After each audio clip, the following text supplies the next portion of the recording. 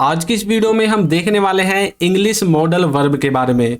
जितनी भी आपकी इंपॉर्टेंट इंग्लिश की मॉडल वर्ब हैं उन सब को हम आज की वीडियो में कवर करेंगे और साथ ही ये भी देखने वाले हैं कि आखिर मॉडल वर्ब को हम यूज क्यों करते हैं। देखिए आपके सामने एक सेंटेंस लिखा हुआ है, वह आ रहा होगा। अब यहाँ पर इसकी दो इंग्लिश लिखी हुई हैं, he would be coming, he is coming. आप बताइए कि इन दोनों में से सही क्या है। कुछ बच्चे बोल रहे होंगे कि ही वुड बी कमिंग, ये वाला सही है, और कुछ बच्चे बोल रहे होंगे ही इज कमिंग, ये वाला सही है। तो देखिए वैसे ही यदि देखा जाए तो ये दोनों सही हैं, लेकिन इस सेंटेंस के हिसाब से जो हिंदी में लिखा हुआ है वह आ रहा होगा, इसके हिसाब से ही वुड बी कमिंग, ये वाला सही है। अब यहाँ पर कुछ बच्चे सोच रहे होंगे कि ये क्यों सही है, ये तो फ्यूचर का है। ये हम फ्यूचर के बारे में नहीं बोल रहे, ये हम अभी के बारे में बोल रहे हैं कि भाई वो अभी आ रहा होगा। मान लीजिए मैंने बोल दिया कि वह अभी आ रहा होगा, अब भी आपका ही वुड बी कमिंग सही है, क्यों? और ही इज कमिंग सही क्यों नहीं है? देखिए ही इज कमिंग इसका मतलब है वह आ रहा है, वह आ रहा है और वह आ रहा होगा। इन दोनों में एक बहुत बड़ा डिफरेंस है। क्या डिफरेंस है? कि वह आ रहा होगा, इसमें हम थोड़ा कंफ्यूजन में है, यानी कि इसमें हमें ऐसा लगता है कि हमें पक्का नहीं पता है, हम अंदाजे से बता रहे हैं कि हाँ भाई वो आ रहा होगा क्योंकि इस टाइम वो डेली आता है, ऐसा बता रहे हैं। लेकिन नीचे वह आ रहा है, यहाँ पर क्या है, यहाँ पर हम पक्का बता रहे हैं कि हाँ भाई वह आ रहा है। तो यही है डिफरेंस मॉडल में और टेंसेज में। ये वाला सेंटेंस है टेंसेज वाला। टेंस में हम जो भी वाक्य बनाएंगे उसके बारे में हमें 100% जानकारी होगी, लेकिन जो मॉडल के द्वारा वाक्य बनेगा मस्ट को छोड़कर उसमें हमें 100% जानकारी नहीं होती है। उसमें या तो हम अंदाजा लगाते हैं या फिर पास्ट एक्सपीरियंस से लेकर मतलब अपने वाक्य को बना देते हैं। तो ये दोनों डिफरेंस होते हैं मॉडल में और टेंसेज में। तो चलिए मॉडल्स को समझते हैं कि आखिर किस तरह से इनको यूज करना है। तो सबसे पहले है शुड हैव टू, जिसका मतलब होता है करना ही चाहिए, किसी काम को करना ही चाहिए। इसका जो स्ट्रक्चर है उसमें सबसे पहले सब्जेक्ट, फिर शुड हैव टू, फिर वर्ब की फर्स्ट फॉर्म और फिर ऑब्जेक्ट आएगा। देखिए उसे जाना ही चाहिए तो बोलोगे he should have to go, he should have to go. Next है तुम्हें खेलना ही चाहिए तो बोलेंगे you should have to play, you should have to play. Next है उन्हें देखना ही चाहिए तो बोलेंगे they should have to watch.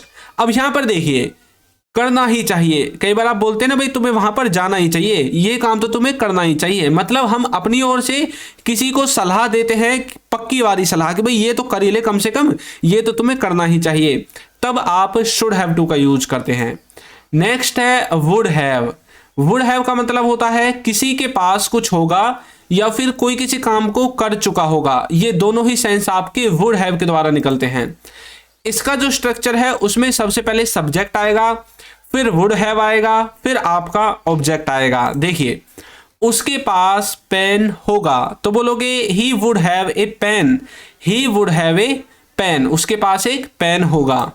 वह खेल चुका होगा तो बोलोगे he would have played, he would have played. अब देखिए यहाँ पर किसी काम को कर चुका होगा और ऊपर हम जानकारी दे रहे हैं कि किसी के पास कोई वस्तु होगी। ये दोनों अलग अलग सेंटेंसेज हैं। क्यों? क्योंकि ऊपर वाले में वर्ब नहीं है लेकिन नीचे वाले में वर्ब है। क्या? प्ले, खेलना। तो वह खेल चुका होगा, इस तरह से आप इसको बनाओगे। नेक्स्ट है वो देख चुके होंगे तो बोलोगे they would have watched, they would have watched.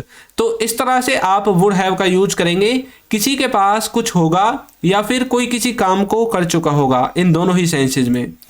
Next है कुड। कुड का मतलब होता है सका या फिर पाया, मतलब कोई किसी काम को कर सका या फिर कोई किसी काम को कर पाया, या नहीं कर सका या नहीं कर पाया। कुड का एक सेंस और होता है सकता था, कोई किसी काम को कर सकता था। अब देखिए इसका जो स्ट्रक्चर है इसमें सबसे पहले सब्जेक्ट, फिर कुड, फिर वर्ब की फर्स्ट फॉर्म और फिर ऑब्जेक्ट आएगा। मैं नहीं कर पाया, या फिर आप बोल सकते हैं कि मैं नहीं कर सका। तो अब जितने भी ऐसे वाक्य हैं जिन कार्यों को आप पास्ट में नहीं कर सके उन सब को बताने के लिए आपको कुड का यूज करना है। बोलोगे आई कुड नॉट डू, मैं नहीं कर पाया या मैं नहीं कर सका। मतलब आप अपनी एबिलिटी को दिखा रहे हैं कि पास्ट में मैं उस काम को नहीं कर सका, मेरे अंदर इतनी एबिलिटी नहीं थी कि मैं उस काम को कर दूं पास्ट में। वो नहीं जा पाया, वो नहीं जा पाया, तो बोलोगे ही कुड नॉट गो। वो नहीं जा पाया बोल दीजिए या फिर वो नहीं जा सका, कुछ भी बोल दीजिए, दोनों का सेंस एक ही है। वो देख नहीं सका, या फिर आप बोल सकते हैं वो देख नहीं पाया, या फिर वो देख नहीं सकी, जो भी आपको बोलना है। तो यहाँ पर थोड़ी टाइपिंग मिस्टेक थी, मैंने सही कर दिया है। यहाँ पर सी लिखा हुआ था, वो लड़की के हिसाब से लिखा हुआ था, लेकिन यहाँ पर हम लड़के के बारे में बात कर रहे हैं तो हमने ही कर दिया। तो बोलोगे ही कुड नॉट सी, वो देख नहीं सका। इस तरह से कुड का यूज करेंगे, कोई किसी काम को कर सका या फिर कर पाया, या फिर नहीं कर सका या नहीं कर पाया। नेक्स्ट है would have to. Would have to का मतलब होता है करना पड़ता होगा। इसका जो स्ट्रक्चर है उसमें सबसे पहले सब्जेक्ट आएगा, फिर वुड हैव टू, फिर वर्ब की फर्स्ट फॉर्म, और फिर आपका ऑब्जेक्ट आएगा। मतलब किसी व्यक्ति को कोई काम करना पड़ता होगा, उस वाले सेंस में आप वुड हैव टू का यूज करते हैं। देखिए, उसे जाना पड़ता होगा तो बोलोगे he would have to go, he would have to go, उसे जाना पड़ता होगा। तुम्हें खेलना पड़ता होगा तो बोलोगे you would have to play, you would have to play, तुम्हें खेलना पड़ता होगा। उन्हें देखना पड़ता होगा तो बोलोगे they would have to watch, they would have to watch.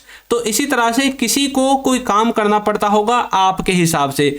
आप कहीं पर भी 100% कन्फर्म नहीं है अब तक जितने भी हमने पढ़े हैं, लेकिन आप अपने हिसाब से बोल रहे हैं, अपने अंदाजे से बोल रहे हैं, पास्ट के एक्सपीरियंस को लेकर बोल रहे हैं कि अब तक भाई यही होता है तो यही होता रहेगा, अब तक उसे ये करना पड़ता होगा तो आगे भी यही करना पड़ता होगा।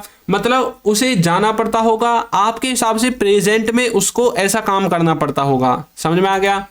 नेक्स्ट है हैविंग टू, जिसका मतलब होता है करना पड़ रहा है। किसी व्यक्ति को कोई काम करना पड़ रहा है, वहां पर आप हैविंग टू का यूज करते हैं। देखिए, इसमें आपको सबसे पहले सब्जेक्ट लिखना है, और हाँ, ये जो हैविंग टू है ये पास्ट के लिए भी यूज होता है, तो मैंने पास्ट वाला भी हेल्पिंग वर्ब इसमें जोड़ दिया है।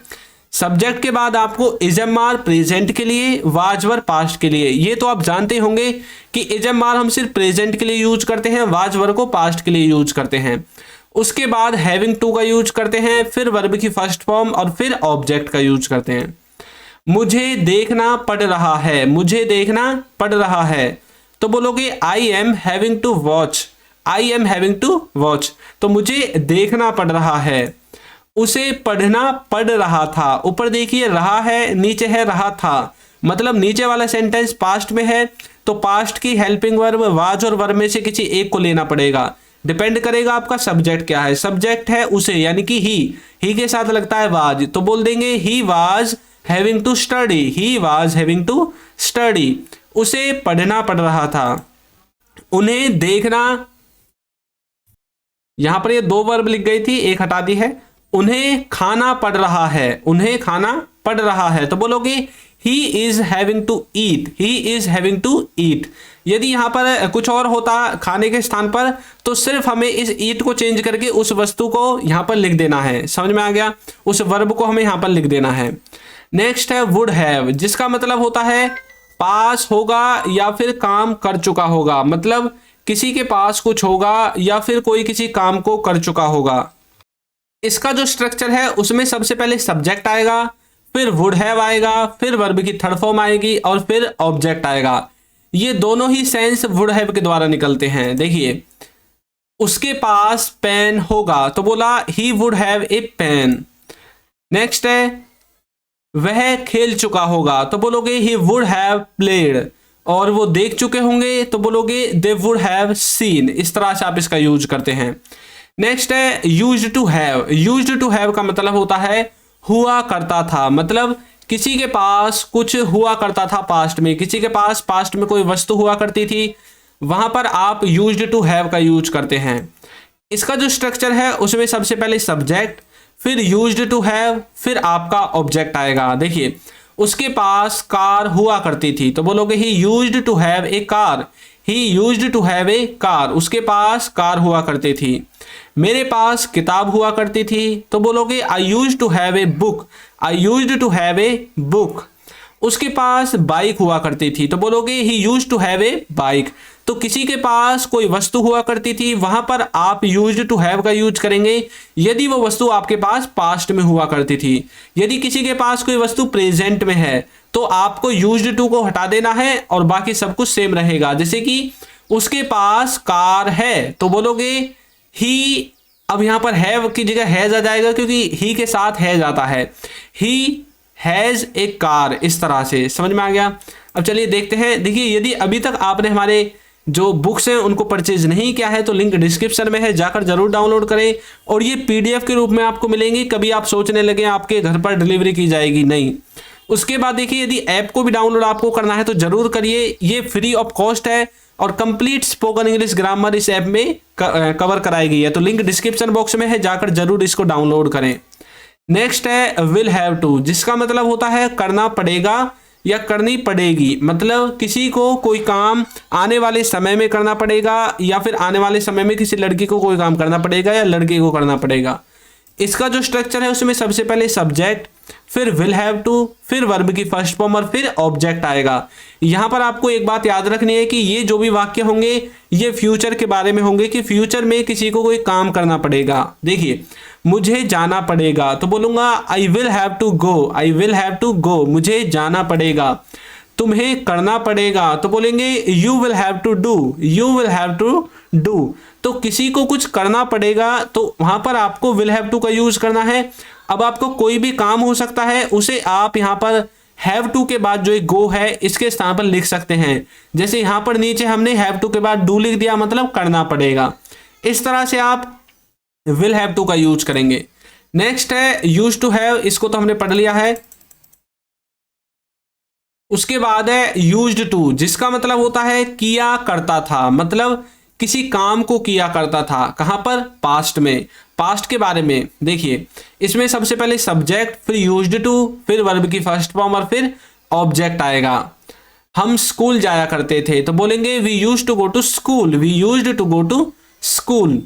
हम इंग्लिश पढ़ा करते थे तो बोलेंगे we used to study English, we used to study English.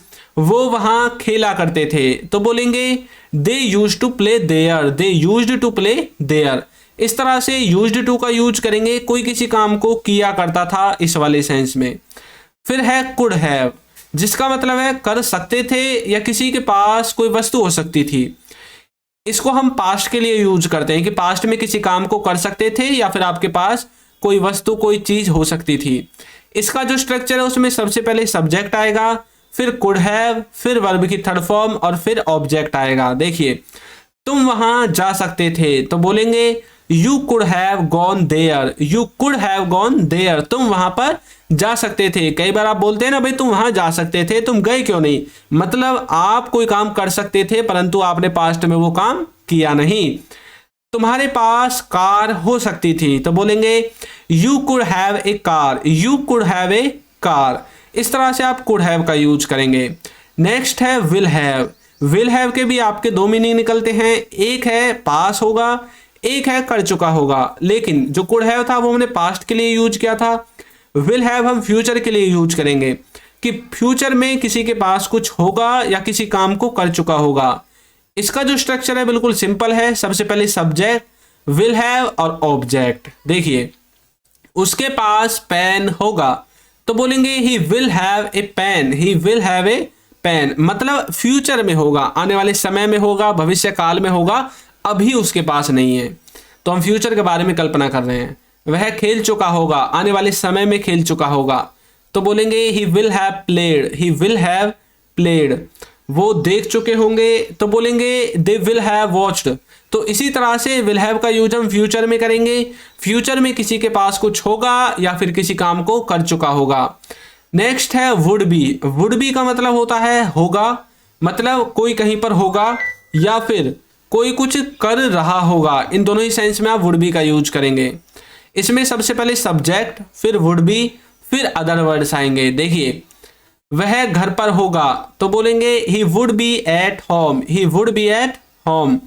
पापा ऑफिस में होंगे, पापा वुड बी इन ऑफिस, पापा वुड बी इन ऑफिस। तो मतलब अभी इसी टाइम पर पापा ऑफिस में होंगे।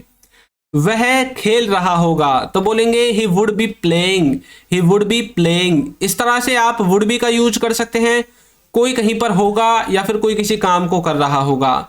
नेक्स्ट है शुड हैव, जिसका मतलब है चाहिए था। आप शुड का यूज किसी को कोई राय देने के लिए, किसी से कोई राय लेने के लिए करते हैं, लेकिन जब हम शुड के साथ हैव लगा देते हैं तो ये हम पास्ट के बारे में किसी को राय देते हैं कि भाई पास्ट में तुम्हें ये काम करना चाहिए था, या फिर किसी से कोई राय लेते हैं भाई मुझे वहां पर क्या करना चाहिए था पास्ट के बारे में। इसमें सबसे पहले सब्जेक्ट, फिर शुड हैव, फिर वर्ब की थर्ड फॉर्म और फिर ऑब्जेक्ट आता है। जितने भी मॉडल वर्ब हैं यदि उनके साथ हैव है और वर्ब है तो हमेशा वर्ब की थर्ड फॉर्म ही आएगी। तुम्हें खाना चाहिए था तो बोलेंगे you should have eaten, you should have eaten. उसे देखना चाहिए था तो बोलेंगे he should have seen, he should have seen. Watched का यूज कर सकते हैं, लुक्ड का यूज कर सकते हैं, यह आपके ऊपर डिपेंड करेगा किस तरह का देखना है।